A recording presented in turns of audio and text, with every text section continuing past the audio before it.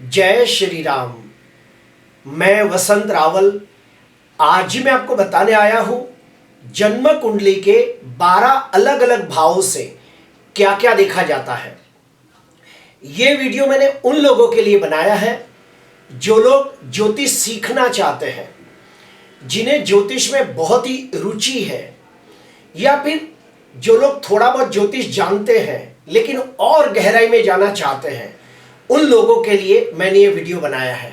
आइए गहराई से जानते हैं। जन्म कुंडली के अंदर 12 अलग अलग भाव होते हैं। इसे घर भी कहा जाता है। ये 12 भाव कहां कहां है तो देखिए, इसे पहला भाव कहते हैं, इसे दूसरा भाव कहते हैं, इसे तीसरा भाव कहते हैं, इसे चौथा भाव कहते हैं, पांचवा, छठवां, सातवां, आठवां भाव, इसे 9वां, 10वां, 11वां और 12वां भाव कहते हैं। अभी हम लोग जानेंगे कि हर घर से, हर भाव से क्या क्या देखा जाता है, और ये जानना बड़ा इंपॉर्टेंट होता है। तो सुनिए, सबसे पहला भाव हम लेंगे। पहले भाव से देखा जाता है व्यक्ति का रूप, रंग, शारीरिक गठन, उसके आचार, विचार, संस्कार, चारित्र कैसे है, वो सभी पहले भाव से देखा जाता है। व्यक्ति का व्यक्तित्व कैसा होगा, उसकी शारीरिक तंदुरुस्ती कैसी होगी, वो भी पहले भाव से ही देखा जाता है। व्यक्ति का मस्तिष्क कैसा होगा, उसका सोचने का तरीका कैसा होगा, उसके आचार, विचार, विवेक, विनम्रता, वो सब पहले भाव से देखा जाता है। वो कितना चारित्रशील होगा, ये भी पहला भाव दर्शाता है। उसके स्वभाव में विनम्रता कितनी होगी, उसका चारित्र कैसा होगा, उसका ज्ञान कैसा होगा, ये सभी पहला भाव दर्शाता है। अर्थात अगर पहला भाव बलवान है तो समझ जाना वो व्यक्ति बहुत ही अच्छा होगा, क्योंकि पहले भाव से ही व्यक्ति के आचार, विचार, संस्कार, चारित्र, बुद्धि, रूप, रंग, शारीरिक गठन, इंप्रेशन, पर्सनालिटी, ये सब पहले भाव से दर्शाया जाता है। अभी आते हैं दूसरा भाव। दूसरे भाव से देखा जाता है कि व्यक्ति के पास कितना धन धान्य होगा, व्यक्ति के पास कैश बैलेंस, बैंक बैलेंस कितना होगा, वो दूसरा भाव दर्शाता है। व्यक्ति को कुटुंब का सुख कैसा प्राप्त होगा, व्यक्ति की वाणी मीठी होगी या कड़वी होगी, व्यक्ति सत्यवादी होगा या असत्यवादी होगा, व्यक्ति अपने धन का कितना सदुपयोग करेगा, दान पुण्य करेगा या गलत जगह पे धन का खर्चा करेगा, वो भी दूसरा भाव दर्शाता है। व्यक्ति को खाने में क्या क्या चीजें पसंद आएगी, वो भी दूसरा भाव दर्शाता है। उसकी राइट आंख, ये भी दूसरा भाव दर्शाता है। और दूसरे भाव से पता चलता है कि व्यक्ति का कुटुंब छोटा होगा या बड़ा, ये भी दूसरा भाव ही दर्शाता है। और ये बड़ा इंपॉर्टेंट भाव होता है। अगर ये भाव बलवान हो गया तो व्यक्ति निश्चित तौर पे धनवान बनता है। अभी आते हैं तीसरा भाव। तीसरा भाव ये कुंडली का बड़ा इंपॉर्टेंट भाव है, क्योंकि तीसरे भाव से पता चलता है कि व्यक्ति कितना मेहनतू, साहसिक, पराक्रमी होगा, ये तीसरा भाव दर्शाता है। व्यक्ति कितना ईमानदार, वफादार, नीतिवान, खुददार होगा, ये भी तीसरा भाव दर्शाता है। व्यक्ति को छोटे भाई बहन का सुख कैसा प्राप्त होगा, वो भी तीसरा भाव दर्शाता है। व्यक्ति का राइट कान, वो भी तीसरा भाव दर्शाता है। व्यक्ति को स्पोर्ट्स में यानी कि खेल कूद में रुचि होगी या नहीं होगी, ये तीसरा भाव दर्शाता है। व्यक्ति को हस्तकला में सफलता प्राप्त होगी या नहीं, ये तीसरा भाव दर्शाता है। और राइट कंधा, ये भी तीसरा भाव दर्शाता है। अभी आते हैं चौथा भाव। इसे हम केंद्र भाव कहते हैं, और ये बड़ा इंपॉर्टेंट भाव है। इससे बहुत सारी चीजें देखी जाती है, जैसे कि माता का सुख, मकान का सुख, वाहन का सुख, व्यक्ति के पास कितना जमीन जायदाद होगा, खानदानी प्रॉपर्टी मिलेगी कि नहीं, ये सब चौथे भाव से देखा जाता है। व्यक्ति की अचल संपत्ति कितनी होगी, उसकी जन्मभूमि का सुख कैसा होगा, उसके घर में वास्तु का दोष होगा या नहीं होगा, ये चौथे भाव को देखकर पता चलता है। अगर चौथे भाव के अंदर पाप ग्रह होंगे चौथे भाव का स्वामी पीड़ित होगा तो आप बेझिझक कह सकते हो कि तुम्हारे घर के अंदर वास्तु दोष होगा ही होगा। उसके बाद चौथे भाव से व्यक्ति की छाती, फेफड़े, हृदय, ये सब चौथे भाव से देखा जाता है। उसके घर का माहौल कैसा होगा, उसके घर के अंदर सुख, शांति, समृद्धि, सुकून, ये सब चौथे भाव से देखा जाता है।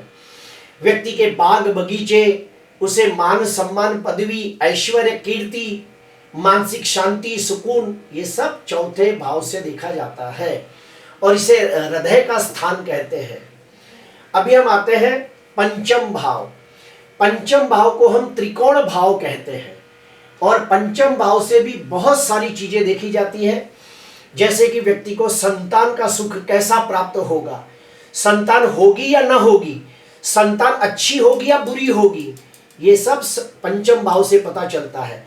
संतान के आचार, विचार, संस्कार, ये भी पंचम भाव ही दर्शाता है। व्यक्ति को विद्या का सुख कैसा प्राप्त होगा, वो पढ़ाई में कैसा होगा, कौन सी पढ़ाई करने से लाभ होगा, ये भी पंचम भाव दर्शाता है।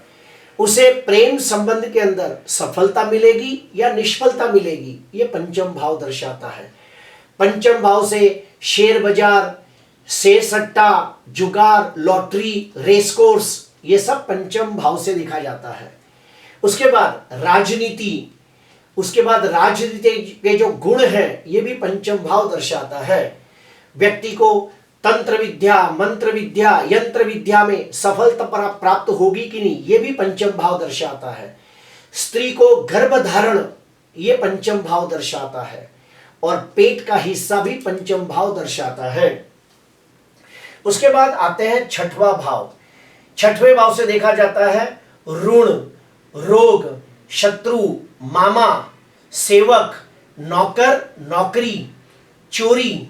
अगर किसी के घर में चोरी हो गई हो और आप देखना चाहते हो कि चोर कौन है, स्त्री या पुरुष, तो वो छठवें भाव से देखा जाता है। उसके बाद छठवें भाव का स्वामी जिस भाव में बैठा होगा, आप वो दिशा के हिसाब से कह सकते हो कि चोर कौन सी दिशा में गया होगा। उसके बाद चिंता, परेशानियां, शोक, अपयश, व्यक्ति को लोन प्राप्त होगी या नहीं, बैंक की लोन मिलेगी या नहीं, उसके सर पे कर्जा होगा कि नहीं, ये सब छठवां भाव दर्शाता है। पेट से लगती बीमारियां भी छठवां भाव दर्शाता है। अभी आते हैं सातवां भाव। सप्तम भाव को केंद्र भाव कहा गया है और ये बहुत ही इंपॉर्टेंट भाव है। यहां से देखा जाता है पति का सुख, पत्नी का सुख, जीवन साथी का सुख। उसका जो जीवन साथी होगा, उसका रूप, रंग, शारीरिक गठन, आचार, विचार, संस्कार कैसे होंगे, वो भी सप्तम भाव दर्शाता है। सप्तम भाव से ये भी देखा जाता है प्रत्यक्ष शत्रु, जो दिखने वाला शत्रु है, वो सप्तम भाव से देखा जाता है। बिजनेस के अंदर जो साझेदारी है, पार्टनरशिप है, वो भी सातवां भाव दर्शाता है। धंधे के अंदर, व्यापार के अंदर लाभ और हानि, ये भी सातवां भाव दर्शाता है। उसके बाद काम वासना, उसके बाद व्यापार, अंडकोश, ये सब सप्तम भाव दर्शाता है। कुछ विद्वानों का ये भी कहना है कि सातवें भाव से समुद्री सफर, ये भी देखी जाती है। उसके बाद जन कल्याण का कार्य भी सप्तम भाव से देखा जाता है। वैवाहिक सुख, सांसारिक सुख, पारंपरिक सुख, ये सब सप्तम भाव दर्शाता है। जातीय सुख, ये भी सप्तम भाव दर्शाता है। उसके बाद आता है अष्टम भाव। अष्टम भाव से व्यक्ति का आयुष्य कितना होगा, उसकी मृत्यु कब होगी, ये अष्टम भाव दर्शाता है। व्यक्ति को आने वाले संकट, ये भी अष्टम भाव दर्शाता है। अचानक मिलने वाला धन लाभ, आकस्मिक धन लाभ, अष्टम भाव दर्शाता है। उसे कोई गुप्त रोग होगा, कोई बड़ी बीमारी होगी, कोई असाध्य रोग होगा या नहीं होगा, ये अष्टम भाव दर्शाता है। विदेशागमन, गुड़ ज्ञान, जैसे कि ज्योतिष शास्त्र, वास्तुशास्त्र, रत्न शास्त्र, तंत्र, मंत्र, यंत्र, जैसे गुड़ शास्त्र, वो सीख पाएगा या नहीं, वो अष्टम भाव दर्शाता है। अगर अष्टम भाव का स्वामी बलवान हो या अष्टम भाव के अंदर बुद्ध हो, तो निश्चित तौर पे वो व्यक्ति गुड़ शास्त्र सीख पाता है। अभी आता है नवम भाव। इसे हमारे में त्रिकोण भाव कहते हैं और जन्म कुंडली का ये तीसरे नंबर का सबसे शुभ भाव माना गया है। पहला भाव, लग्न भाव, फिर पंचम भाव और फिर नवम भाव। नवम भाव से देखा जाता है कि व्यक्ति कितना भाग्यशाली है, नसीबदार है, किस्मत वाला है, वो कितना धार्मिक है, उसे सद्गुरु प्राप्त होगा या नहीं, यात्रा, तीर्थ यात्रा, पाप पुण्य, ये सब देखा जाता है नवम भाव से। उच्च शिक्षा, भाग्योदय, MBA, CA, LLB, MTech, वो सब यहां से देखा जाता है। उसके बाद झांगे, उसका दूसरी पत्नी, दूसरा पति, ये सब यहां से देखा जाता है। और कुछ विद्वान नवम भाव से पिता का सुख भी देखते हैं। अभी आते हैं दसम भाव। दसम भाव से देखा जाता है पिता का सुख, समाज में मिलने वाला मान, सम्मान, पद, प्रतिष्ठा, यश, जश, कीर्ति, ये सब दसम भाव से देखा जाता है। व्यक्ति का व्यवसाय, प्रोफेशन, कार्यक्षेत्र, कारोबार, ये सब दसम भाव से देखा जाता है। उसके बाद शासन, प्रशासन, समाज के प्रति हमारी क्या जिम्मेदारी है, वो भी दसम भाव दर्शाता है। हमारे अधिकार, उसके बाद घुटने, हमारा जो सांस होती है, यानी हमारा जीवन साथी की मम्मी, वो भी यहां से देखा जाता है। हमारा हक, ऐश्वर्य, पुरस्कार, ये सब दसम भाव से देखा जाता है। उसके बाद आता है 11वां भाव। 11वें भाव से देखा जाता है कि व्यक्ति को व्यापार में कितना लाभ होगा, वो 11वां भाव दर्शाता है। बड़े भाई बहन का सुख 11वां भाव दर्शाता है। व्यक्ति की इनकम कितनी होगी, उसकी उपलब्धियां कितनी होगी, उसके मित्र कैसे होंगे, उसकी मनोकामना की पूर्ति होगी या न होगी, उसके बेटे की पत्नी यानी उसके पुत्र वधू, वो भी 11वें भाव से देखा जाता है। उसकी आकांक्षाएं, अपेक्षाएं, उम्मीदें, ये भी 11वें भाव से देखी जाती है। व्यक्ति को समाज के अंदर प्रसिद्धि, समृद्धि प्राप्त होगी या नहीं, ये 11वां भाव दर्शाता है। अभी आते हैं आखिरी, ये है 12वां भाव। 12वें भाव से देखा जाता है व्यक्ति को मोक्ष की प्राप्ति होगी या नहीं, उसका धन का व्यय होगा कि नहीं, उसे विदेशागमन के योग बनेंगे कि नहीं, यानी कि विदेश यात्रा के योग बनेंगे कि नहीं, उसे शयन सुख, सैया सुख, सेक्स का सुख प्राप्त होगा या नहीं, उसे जेल का बंधन होगा या नहीं, उसकी हानि, खर्चा, नुकसानी, ये सब 12वां भाव दर्शाता है। उसके बाद दवाइयाँ, हॉस्पिटल के खर्चे, हॉस्पिटल का बंधन, वैराग्य, मोक्ष, ये सभी 12वें भाव से देखा जाता है। प्रिय दर्शकों, आज मैंने आपको बताने की कोशिश की कि जन्म कुंडली के 12 अलग अलग भाव से क्या क्या देखा जाता है।